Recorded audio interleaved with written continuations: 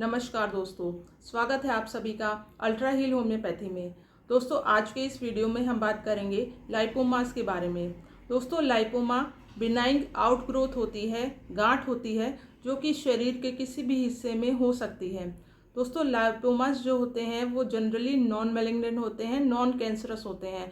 तो अगर आपको शरीर के किसी भी हिस्से में गांठ बन गई है तो आपको घबराने की ज़रूरत नहीं है, हो सकता है वो लाइपोमा हो। दोस्तों लाइपोमा के कुछ कैरेक्टरिस्टिक्स होते हैं जो कि मैं आपको बताना चाहती हूँ। लाइपोमास जनरली सॉफ्ट होते हैं, पेनलेस होते हैं और जब आप इनको टच करते हैं तो ये मूव करते हैं।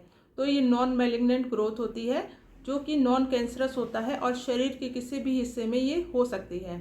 जनरली लाइपोमास की जो साइट है, लोकेशन जो रहती है वो आपको एब्डोमेन में देखने को मिल सकते हैं, बैक में देखने को मिलता है, शोल्डर पे हो सकता है, आर्म्स में हो सकता है और सर पे भी कई बार ये बिनाइन ग्रोथ देखने को मिलती हैं। इसके अलावा अगर आपको कहीं और बॉडी में गांठ है, अगर ब्रेस्ट में गांठ है, ओवरीज में गांठ है, यूट्रस में गांठ है तो वो मैलिग्नेंट भी हो सकती है दोस्तों। तो फिर आपको बायोप्सी भी करानी पड़ सकती है। तो दोस्तों समय रहते अगर आप अपना इलाज करवा लेते हैं तो किसी भी तरह की गांठ हो आप उसको होम्योपैथिक मेडिसिन से हम क्योर कर सकते हैं। तो दोस्तों लाइपोमा के केसेस में पेशेंट को सर्जरी कराने की ज़रूरत नहीं पड़ती है और हम होम्योपैथिक मेडिसिन से ही उस ग्रोथ को डिसॉल्व कर सकते हैं। दोस्तों अगर आपकी बॉडी में कोई भी गांठ है और वो बहुत ज़्यादा सॉफ्ट है और वो ग्रो कर रही है या फिर अगर हार्ड भी है और स्लो ग्रो कर रही है तो फिर आप होम्योपैथिक मेडिसिन से उसको क्योर कर सकते हैं। अब दोस्तों लाइपोमा के कारण क्या हैं?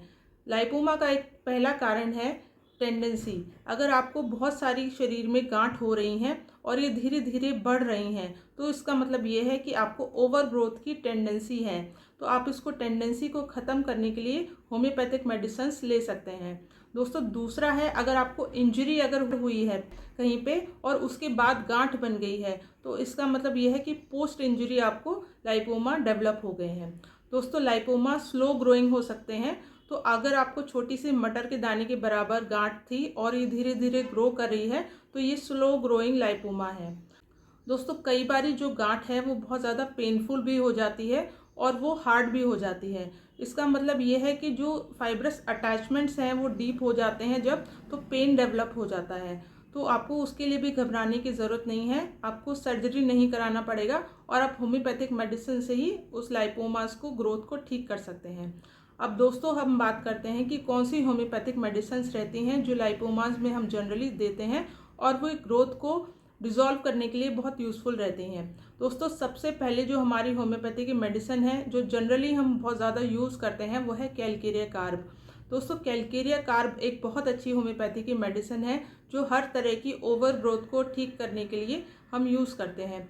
दोस्तों कैलकेरिया कार्ब को देने के लिए सबसे इम्पॉर्टेंट रहता है उसका पेशेंट का कॉन्स्टिट्यूशन। अगर पेशेंट का कॉन्स्टिट्यूशन कैलकेरिया कार्ब से मैच करता है तो ही उसको कैलकेरिया कार्ब यूज़फुल रहती है। अब कैलकेरिया कार्ब हम उन पेशेंट्स को देते हैं जो कि बहुत ज़्यादा मोटापे के शिकार रहते हैं, मोटापा उनके अंदर बहुत ज़्यादा रहता है, उनको ठंड बहुत ज़्यादा लगती है और पसीना बहुत ज़्यादा आता है। जनरली ये फेयर कॉन्स्टिट्यूशन होता है, बहुत ज़्यादा आपको डार्क कॉम्प्लेक्शन देखने को नहीं मिलता है। फेयर कॉम्प्लेक्शन पीपल रहते हैं उनको पसीना बहुत ज़्यादा आता है और ठंड बहुत ज़्यादा लगती है, उनके पैर बहुत ज़्यादा ठंडे रहते हैं। तो अगर ऐसा कॉन्स्टिट्यूशन है और उसको लाइपोमा की कंप्लेंट है तो हम कैलकेरिया कार्ब को हम दे सकते हैं। दोस्तों हमारी नेक्स्ट होम्योपैथी की मेडिसिन है जो कि हम बिनाइन ओवर ग्रोथ के लिए यूज़ करते हैं, वो है सिलीशिया।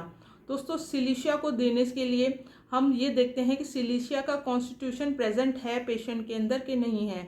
अब सिलीशिया हम उन पेशेंट्स को देते हैं जिनकी रेस्पिरेटरी जो कंप्लेंट्स हैं उसकी हिस्ट्री रहती है।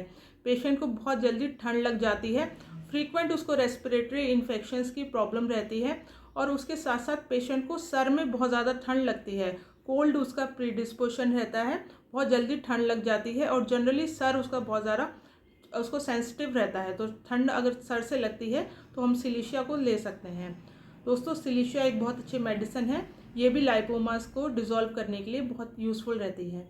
दोस्तों हमारी थर्ड होम्योपैथी की मेडिसिन है बिनाइन ओवर ग्रोथ को क्योर करने के लिए, वो है कैलकेरिया फ्लोर।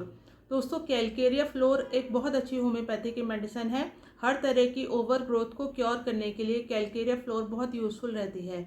अब कैलकेरिया फ्लोर हम उन पेशेंट्स को देते हैं जिनमें कि जो लाइपोमा बहुत ज़्यादा हार्ड रहता है और उसको पेशेंट को बहुत ज़्यादा पेनफुल भी होता है कई बार। तो कैलकेरिया फ्लोर हम उन पेशेंट को दे सकते हैं जिसमें कि जो ग्रोथ है, गांठ है, वो बहुत ज़्यादा हार्ड है और वो पेनफुल है। जनरली जो ग्रोथ रहती है वो हार्ड होती है और पेनफुल होती है।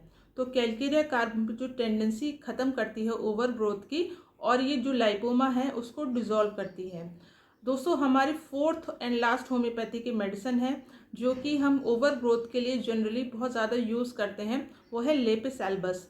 दोस्तों, लेपिस एल्बस एक बहुत अच्छी होम्योपैथी की मेडिसिन है जो कि बिनाइन ओवर ग्रोथ को कंट्रोल करने के लिए और क्योर करने के लिए बहुत अच्छी रहती है। दोस्तों, लेपिस एल्बस में जो ग्रोथ होती है, गांठ होती है, वो सॉफ्ट होती है और उसमें बहुत ज़्यादा पेन नहीं होता। तो अगर सॉफ्ट है और पेन प्रेजेंट नहीं है तो हम लेपिस एल्बस को यूज़ कर सकते हैं। दोस्तों, ये होम्योपैथी की कुछ मेडिसिन्स हैं जो कि हम ओवर ग्रोथ के लिए यूज़ कर सकते हैं। इसके साथ साथ और भी बहुत सारी होम्योपैथी की मेडिसिन है जो कि हम ओवर ग्रोथ के लिए यूज़ करते हैं।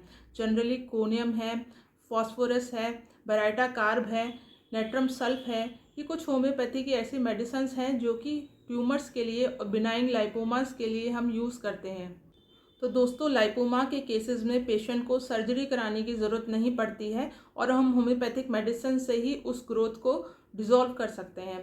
दोस्तों, अगर आपकी बॉडी में कोई भी गांठ है और वो बहुत ज़्यादा सॉफ्ट है और वो ग्रो कर रही है, या फिर अगर हार्ड भी है और स्लो ग्रो कर रही है, तो फिर आप होम्योपैथिक मेडिसिन से उसको क्योर कर सकते हैं।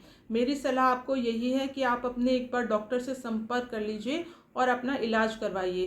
दोस्तों, कई बार ये हो सकता है कि जो गांठ है वो बिनाइन ना हो के मैलिग्नेंट हो, उसके लिए पेशेंट को जांच कराने की ज़रूरत पड़ती है, तो हम उसको बायोप्सी के लिए हम उसको रेफ़र करते हैं। दोस्तों, आपको ज़रूरी ये है कि समय रहते अपनी जांच भी करवा लीजिए और ट्रीटमेंट भी करवा लीजिए, तो आपको सर्जरी कराने की ज़रूरत नहीं पड़ेगी।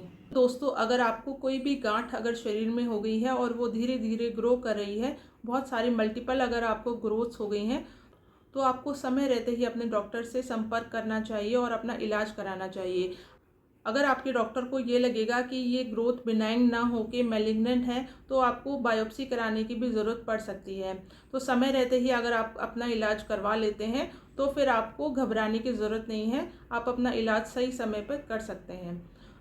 तो दोस्तों, आज के लिए बस इतना ही। उम्मीद है आपको मेरी ये जानकारी अच्छी लगी हो। अगर आपको मेरी ये जानकारी अच्छी लगी हो तो चैनल को लाइक एंड सब्सक्राइब करना ना भूलें। दोस्तों, आपको ये वीडियो कैसा लगा आप कमेंट करके मुझे ज़रूर बताइए। अगर आपके कुछ सवाल हैं तो फिर आप नीचे डिस्क्रिप्शन बॉक्स में मुझे लिख के भेज सकते हैं। मैं कोशिश करूँगी आपके सभी सवालों का जवाब देने की। दोस्तों, आज के लिए बस इतना ही। फिर मिलेंगे नेक्स्ट वीडियो में एक नई जानकारी के साथ। तब तक के लिए goodbye and take care.